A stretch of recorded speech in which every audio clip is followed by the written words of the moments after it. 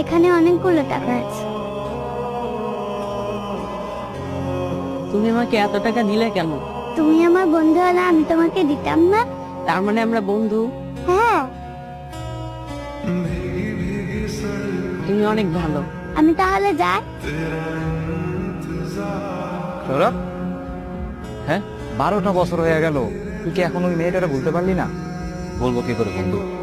বন্ধু নাকি I love you বলতে চাও? সম্ভব বলে দুটোই। আমি ওকে কিভাবে খুঁজে পাই সেই ব্যবস্থা কর। তুই স্কুলে গেলেই আমরা তাকে খুঁজে পেতে পারি।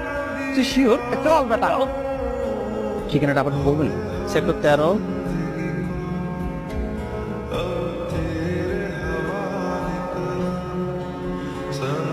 তুমি তো সেই সীতা, সেই মায়াভরা দু চোখ যা আমি কখনো ভুলব না।